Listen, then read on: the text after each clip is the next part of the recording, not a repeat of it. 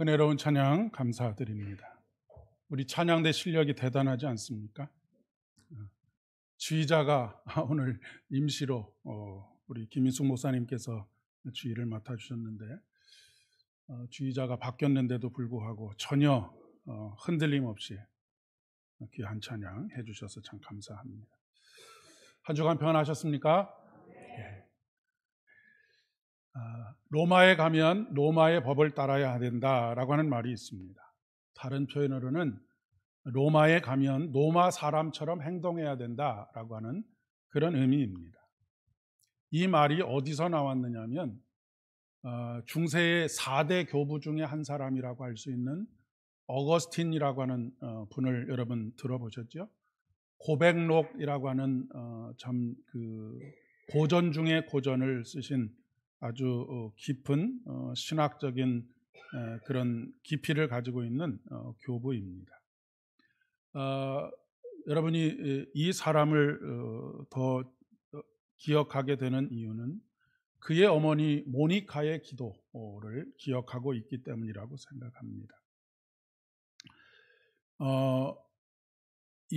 그 어거스틴이 그 밀라노에서 그동안 뭐 굉장히 방탕한 생활을 하고 또 한동안은 한 15년 동안은 마니교에 빠져서 굉장히 신앙적인 깊은 방황을 하던 중에 그 아주 귀한 영적인 스승을 만나게 되는데 이 영적인 스승이 밀라노에 있는 암브로시우스라고 하는 분입니다. 이 암브로시우스를 만나서 이 어거스틴이 굉장한 신앙의 전환점을 이루게 되는데 어찌됐든지 간에 이 어거스틴이 로마에 갈 기회가 있었습니다. 그래서 로마에 갔더니 다른 곳과는 달리 로마에서는 토요일 날 금식을 하는 것을 보고 이제 다시 밀라노로 돌아와서 이 자기의 영적인 스승인 암브로시우스에게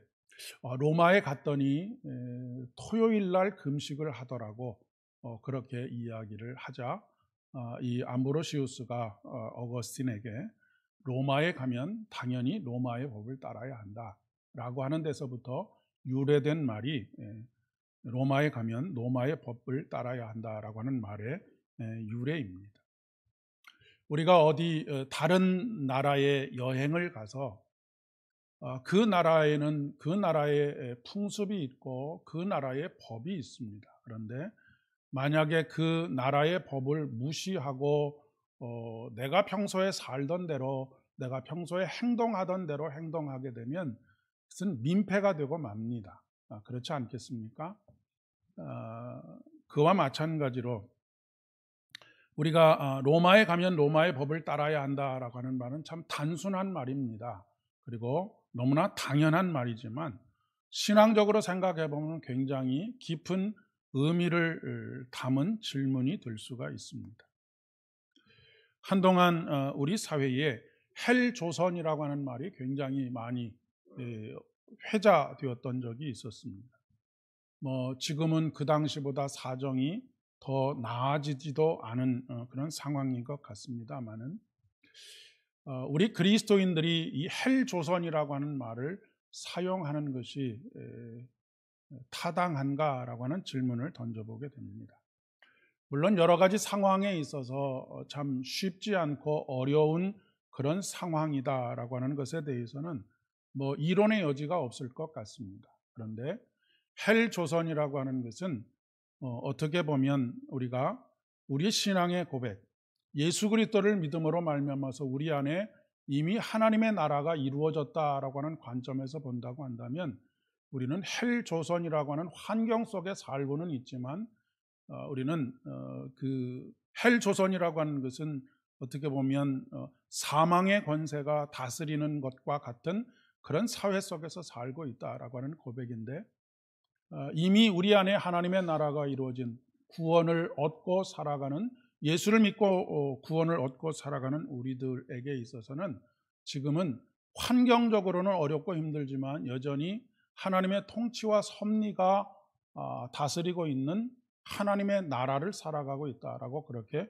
표현하는 것이 정확한 표현이겠기 때문에 그렇습니다.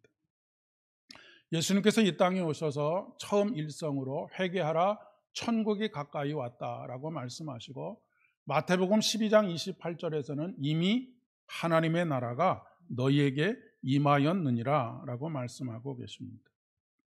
하나님의 나라가 임하셨다라고 하는 것은 하나님의 구체적인 통치가, 주권적인 통치가 구체적인 삶의 자리에서 실현되고 있다라고 하는 것을 말하는 것입니다. 이제까지는 죄와 사망의 권세에서 살아가던 우리들이 하나님의 주권적인 통치가 실현되는 그런 그 삶이 시작되었다라고 하는 것을 이야기하는 것이죠. 그래서 제가 여러 번 걸쳐서 말씀드렸지만 성경에 특별히 복음서에 기록되어져 있는 귀신이 쫓겨났다라고 하는 이야기는 그것이 바로 하나님의 나라가 그에게 임하였다, 구원에 이르게 되었다라고 하는 것을 표현하는 표현이다라고 하는 것입니다. 구약의 예언은 예수 그리스도께서 이 땅에 오심으로 인해서 실현이 됩니다. 구체화가 된다라고 하는 말씀입니다. 이사야서에 보면 이사야서뿐만 아니라 여러 선지자들이 그 예언을 했지만 특별히 이사야서에는 하나님 나라가 이루어지게 되면 어떻게 될 것인지에 대한 이야기들을 이사야서 곳곳에 기록하고 있습니다. 하나님 나라의 도래를 이야기하고 있고, 그 하나님의 나라가 이 땅에 임하게 되면 일어날 일들에 대해서 구체적으로 언급을 하고 있습니다. 오늘 본문도 5절의 말씀에 보면 그때에라고 하는 단어를 쓰고 있지 않습니까? 여기서 말하는 그때는 예수님께서 이 땅에 오시는 때를 말하는 것입니다. 그때에 오늘 말씀에 보니까 그때에 맹인의 눈이 밝을 것이며 못 듣는 사람의 귀가 열릴 것이며 그때에 전원자가 사슴같이 뛸 것이며 말 못하는 자의 혀는 노래하리니 이는 광야에서 물이 솟겠고 사막에서 시내가 흐를 것임이라 라고 말씀하고 있습니다. 여러분, 예수님께서 이 땅에 오셔서 눈먼 자들을 고쳐주시지 않으셨습니까? 오늘 말씀에 보면 또 마가복음 7장의 본문에 보면 귀가 열리고 또 입이 풀어지게 되는 그런 역사들이 나타나게 되는 것을 보게 됩니다. 이사야의 예언이 있은 이후에 한 500년의 시간이 흐르고 난 이후에 그때가 되었습니다. 예수님께서 이 땅에 오셨습니다. 하나님의 나라가 도래한 것입니다. 그리고 이사야서에서 예언한 예언들이 구체적으로 이스라엘 땅에서 실현되고 있는 것을 보게 됩니다. 보지 못하는 자들이 보게 되고 듣지 못하던 자들이 듣게 되고 앉은 뱅이들이 일어나게 되고 말 못하는 자들이 말을 하게 된다라고 하는 그런 이야기입니다. 그리고 그러므로 인해서 새로운 공동체가 만들어지게 됩니다. 그것이 바로 하나님 나라 공동체입니다. 이제까지 말 못하는 사람들, 앉은 뱅이가 되었던 사람들, 귀가 들리지 않았던 사람들, 이런 수많은 질병들을 가지고 있었던 사람들은 이스라엘 공동체에서 배제되어지고 차별 대우를 받던 사람들입니다. 왜 그들이 배제되고 차별 대우를 받게 되었느냐면 그들의 질병이 죄의 결과라고 하는 그런 이야기들을 해왔기 때문에 그렇습니다. 그런데 예수 그리스도께서 이 땅에 오심으로 말미암아서 그런 모든 것들이 다 처음으로 돌아가게 되었습니다. 그리고 이제까지 이루어졌던 이스라엘 공동체가 새로운 하나님 나라의 공동체로 바뀌게 된 것입니다. 그 하나님 나라의 공동체는 배제나 차별이 일어나지 않는 그런 공동체가 되는 것이죠. 복음서에 기록되어져 있는 수많은 질병을 치유하는 역사들은 단순히 예수님께서 질병을 치료하셨다라고 하는 것을 이야기하려고 하는 것이 아니고 그들에게 구원이 임하였다, 하나님의 나라가 도래했다, 예언된 하나님의 나라가 그들의 삶에 구체적으로 실현이 되었다라고 하는 것을 말하는 것입니다. 육체적인 질병들만을 말하겠습니까? 이것은 바로 죄와 사망의 권세 아래에서 살아가던 모든 인간들에게 이 하나님의 나라가 도래하게 되었고, 구체적으로 마음의 상처들이 위로를 받고 치료를 받고 회복되게 되어지는 놀라운 은혜들이 이루어지게 되었다라고 하는 것을 말하고 있는 것입니다. 하나님 나라의 도래가 가져온 혁명적인 변화들을 말하려고 하는 것이죠. 그동안 우리 사회를 지배하고 있었던 가치가 혁명적으로 변하게 되는 것입니다. 이 복음이 들어오는 것을 막아서는 참 많은 나라들이 있습니다. 다른 종교에 대해서는 비교적 관대한데 기독교 신앙에 대해서만큼은 아주 결사적으로 반대하는 나라들이 의외로 굉장히 많이 있습니다. 여러분, 왜 그런 줄 아십니까? 복음이 들어가게 되면 나라에, 그리고 사람들의 생각에 혁명적인 변화들이 당연히 뒤따를 수밖에 없는 것이 복음이 가지고 있는 역동성이기 때문에 그렇습니다. 그렇기 때문에 막아서는 것이죠. 그리고 이 복음으로 말미암는 혁명적인 생각의 변화, 가치의 변화들은 필연적으로 새로운 공동체를 꿈꾸게 되어져 있습니다. 기존에 가지고 있었던 체제에 대해서 다른 체제를 꿈꾸게 된다라고 하는 그런 이야기입니다. 그 체제는 이 세상에 있는 다른 어떤 그런 사회적인 구조를 말하는 것이 아니고 바로 하나님께서 다스리시는 하나님의 나라, 배제와 차별과 그리고 그 어떤 죄의 모습도 용납하지 않고 오직 하나님의 공의와 하나님의 평안과 하나님의 기쁨이 충만한 그런 새로운 공동체를 꿈꾸게 되는 것입니다. 하나님 나라가 혁명이라고 표현하는 이유는 그동안 세상을 지배하고 있었던 그 가치가 뒤집어지는 것이기 때문에 그렇습니다. 요즘에도 왕정이 남아있긴 하지만 그 왕정이라고 하는 것이 상징적인 그 왕만이 남아있지요. 이 왕정이 민주주의로 변화되는 것은 어떻게 보면 혁명적인 변화라고 그렇게 이야기를 할 수가 있겠습니다. 복음은 시작부터가 그렇습니다. 창세기 1장과 2장이 말하고자 하는 것도 바로 이런 것입니다. 그 당시에 중동 지역은 아주 극소수의 지배층과 절대 다수의 피지배층이 존재하고 있었습니다. 이것이 바로 왕정입니다. 그리고 그들 중에는 노예들이 굉장히 많이 있었는데 이 노예는 주로 민족과 민족이 나라와 나라가 전쟁을 하면서 패한 나라들의 모든 백성들이 노예로 전락하게 되었습니다. 그리고 그들에게는 지배 논리가 필요했던 것이죠.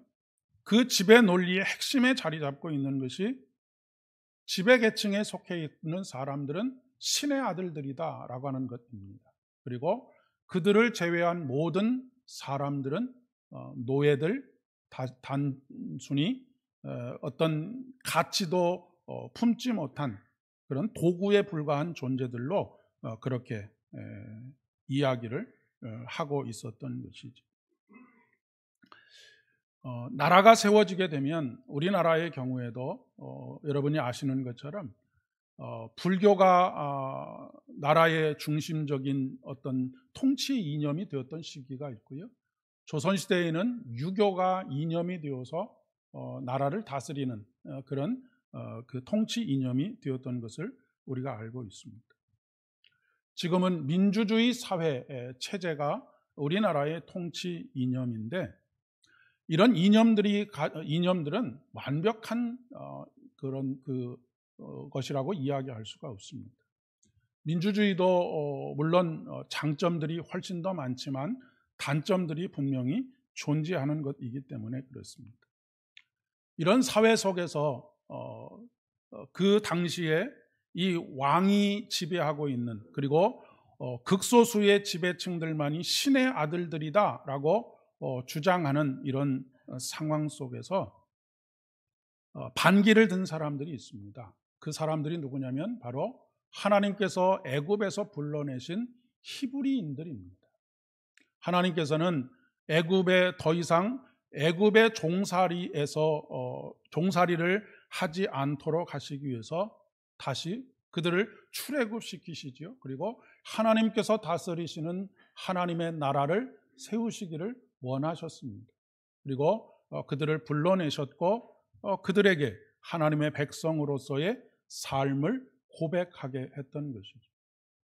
우리는 어떤 사람이냐면 예수 그리스도를 믿게 된 우리들은 바로 불러내심을 받은 사람들입니다.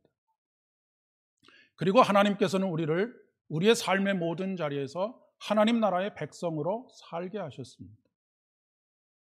애굽의 지배 논리는 극소수의 지배층들만이 신의 아들이라고 그렇게 주장하고 그것이 통치 이념이 되어서 모든 사람들을 지배했지만 하나님께서 선택하시고 불러내신 이스라엘 백성들의 신앙의 고백은 일부 지배계층들만이 신의 아들이 아니라 인간은 모두가 다 하나님께서 창조하신 하나님의 사람들, 하나님의 형상, 즉 하나님의 자녀들이다라고 하는 믿음의 고백을 가지게 되었다라고 하는 것입니다. 오늘날 우리 사회도 왕정이 아닌 민주주의 사회를 살고는 있지만 여전히 계급이 존재하고 여전히 차별이 존재하고 여전히 배제가 존재합니다. 이럴 때 하나님께서 우리를 선택하시고 우리를 불러내신 이유가 무엇이냐면 이 세상 속에서 그런 가치에 그리고 그런 지배 논리에 따라서 살지 말고 하나님께서 우리 한 사람 한 사람을 하나님의 형상으로 지으셨고 우리를 존귀하게 여기신다라고 하는 것을 깨닫고 하나님의 통치에 그리고 하나님께서 우리에게 부여하신 가치에 따라서 살아가라라고 해서 불러내신 것이다라고 하는 것을 말씀하고 있습니다.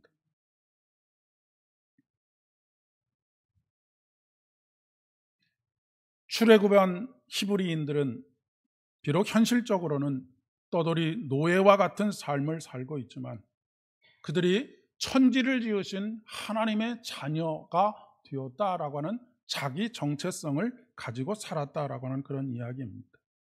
그리고 자신들이 하나님의 형상으로 지으심을 받은 사람인 것들을 선포하는 것, 그것이 선포하고 가르치는 것, 이것이 바로 창세기 1장과 2장의 신앙의 고백이라고 하는 사실입니다.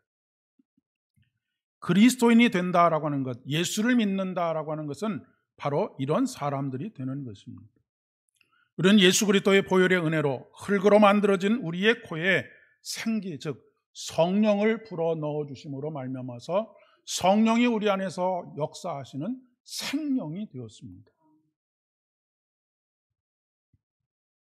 성령으로 숨쉬게 하심으로 인해서 우리는 더 이상 세상의 가치와 지배 논리에 따라서 그것을 무조건적으로 무비판적으로 수용하는 것이 아니라 새로운 공동체, 즉 하나님께서 통치하시는 하나님의 나라, 그 나라를 꿈꾸면서 살아가는 사람, 그 나라를 우리 이 땅에 실현하기 위해서 살아가는 사람들이어야 한다라고 하는 것을 말씀하고 있는 것이죠.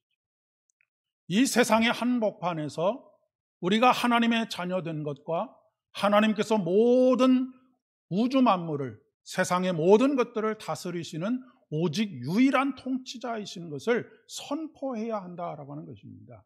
이것이 창세기 1장과 2장을 믿는 것입니다. 구약의 예언의 말씀이 신약의 예수 그리스도를 통해서 구체적으로 실현이 된 것처럼 우리의 삶 속에서 예수 그리스도를 믿음으로 말미암아서 2000년 전에 아니면 그보다 훨씬 이전에 있었던 일로 끝나는 것이 아니라 우리에게도 똑같이 예언된 하나님의 말씀이 우리에게도 똑같이 실현되어지고 구체적으로 이루어질 것을 믿는 믿음, 이것이 바로 그리스도인으로서 살아가는 믿음이라고 하는 것입니다. 그런데 이 나라는 무에서부터 시작이 됩니다. 아무것도 없는 것에서부터 시작이 됩니다.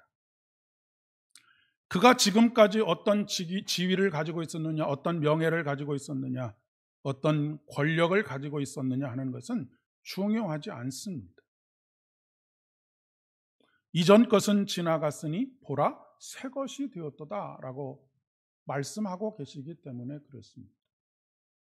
이전 것, 그동안 가지고 있었던 사회적인 지위, 권력, 명예 이런 것들을 주장하는 것은 이전 것에 머물러 있는 삶을 살고 있는 것입니다. 이전 것은 지나갔으니 보라 새 것이 되었도다. 새 것이 되었다라고 하는 것은 거듭났다, 다시 태어났다라고 하는 것을 말하는 것이 아니겠습니까? 여러분, 새로 태어난 아기가 권력을 가지고 태어납니까? 지위를 가지고 태어납니까? 명예를 가지고 태어납니까? 그냥 벌거벗은 채로 살아가는 것입니다.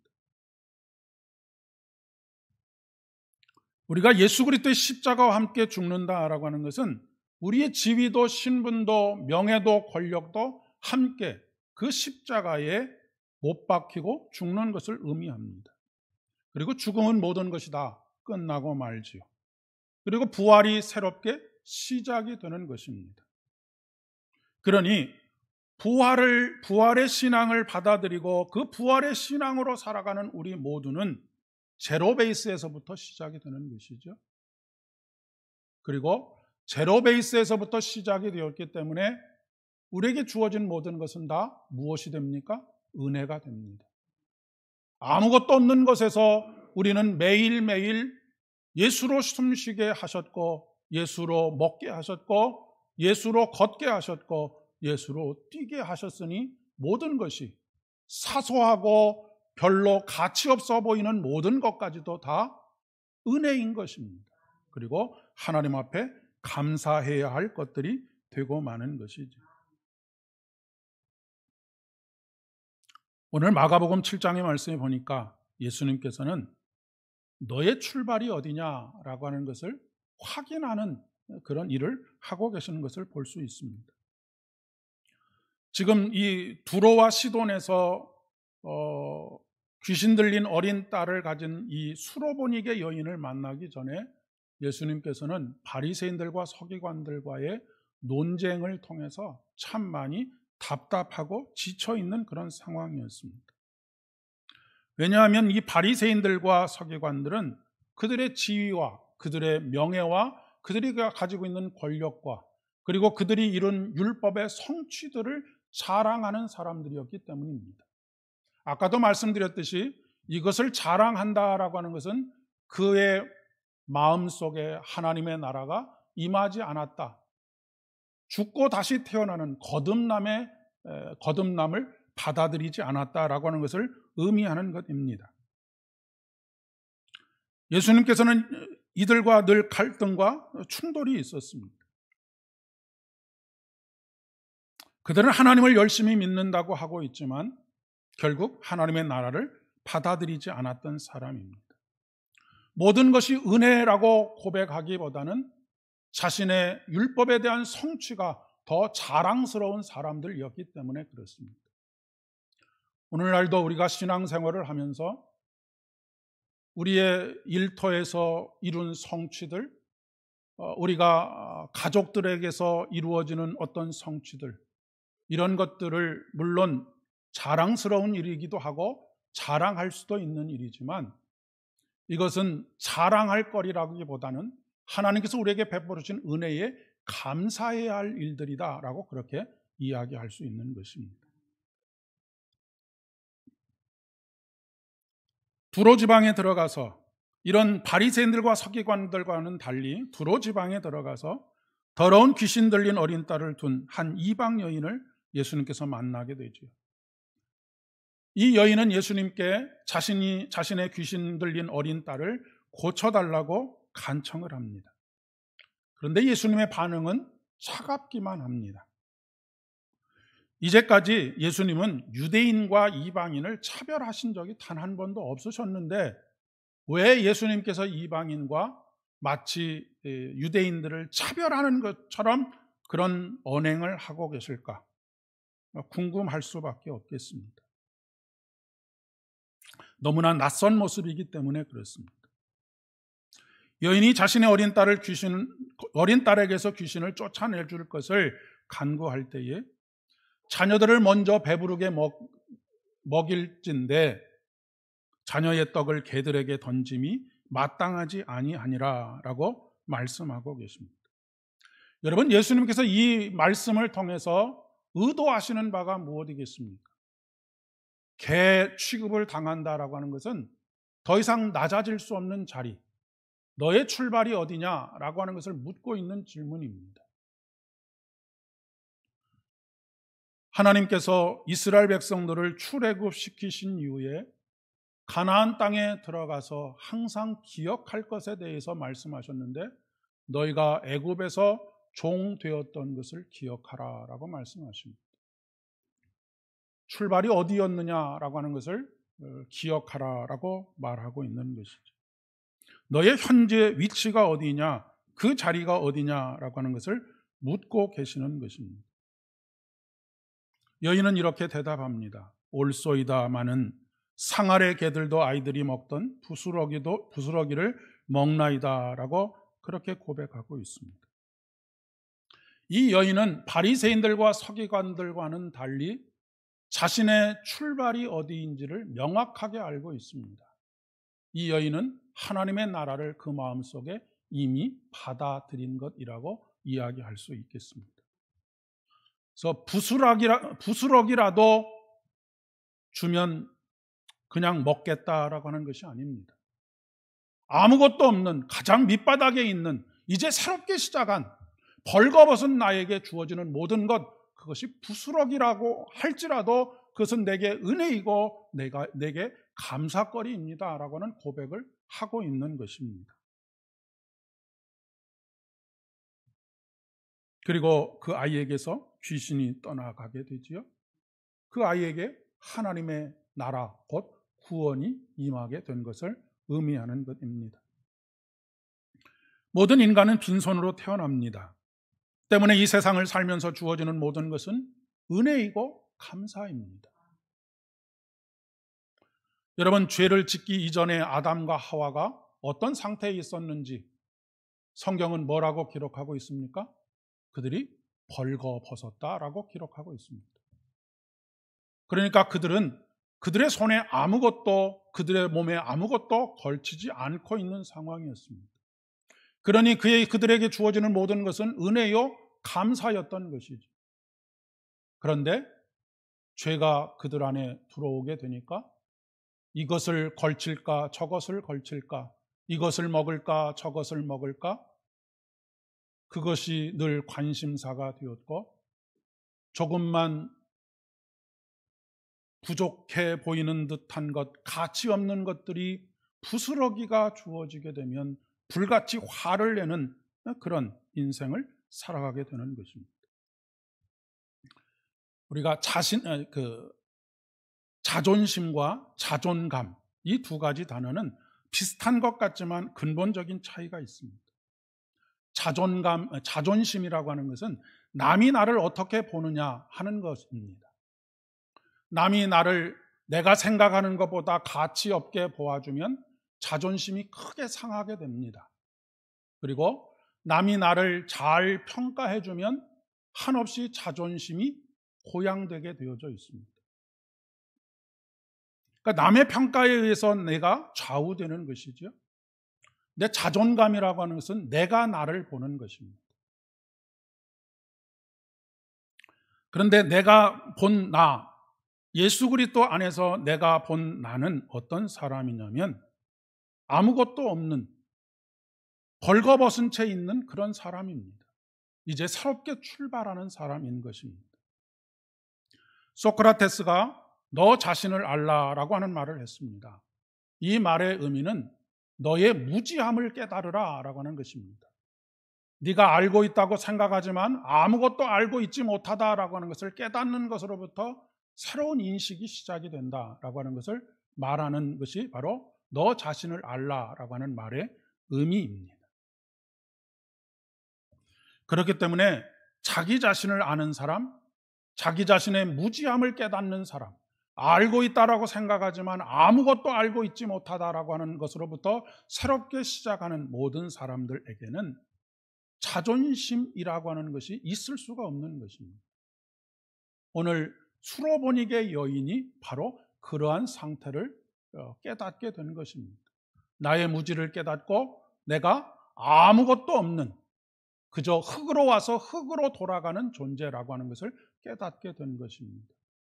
거기서부터 은혜가 시작되었고 그렇기 때문에 하나님의 나라를 받아들이게 되었고 그에게 구원이 임하였을 뿐만 아니라 그의 딸에게도 하나님의 구원이 임하게 된 것을 말씀하고 있는 것입니다.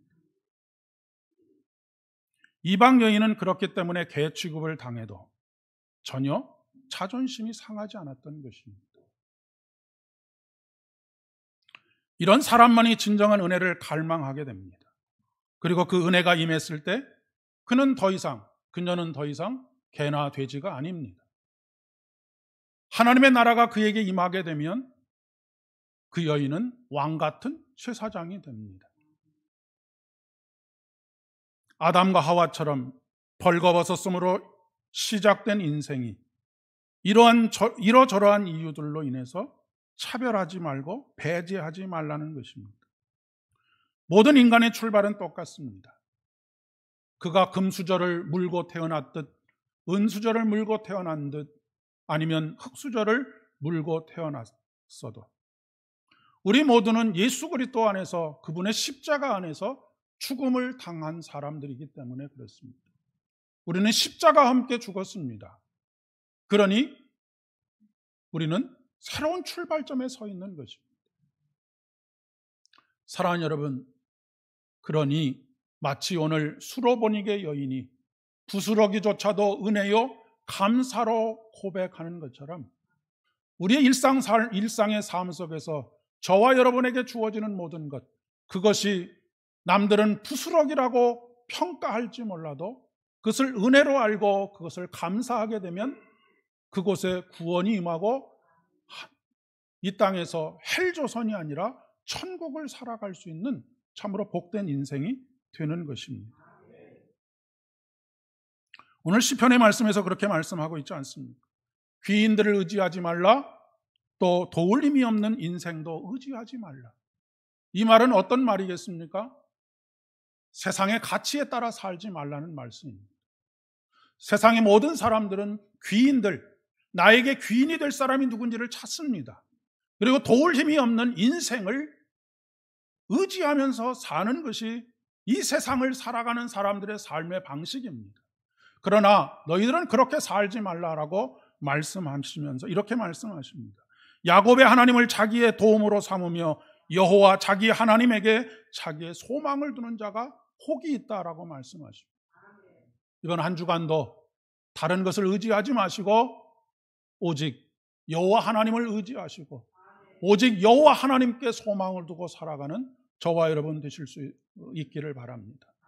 그러므로 인해서 여러분의 마음속에 천국이 이루어지는 귀하고 복된 은혜가 있기를 진심으로 축복합니다. 기도하겠습니다. 아버지 하나님, 은혜를 진심으로 감사를 드립니다. 오늘도 우리 가운데 임재하심으로 우리 안에 구원이 이루어지고 천국이 이루어지는 것을 고백합니다. 아버지 하나님, 예수 그리스도의 십자가와 함께 못 박아 죽은 우리 모두가 이제 부활의 새로운 시작, 그리하여 우리의 삶에서 주어지는 모든 것은 은혜이고 감사인 것을 고백합니다. 부스러기일지라도 그것이 은혜이고 감사인 것을 고백하는 가운데 이번 일주일의 삶도 오직 천국의 삶을 살아갈 수 있도록 도와주시옵소서. 예수님의 이름으로 기도드립니다.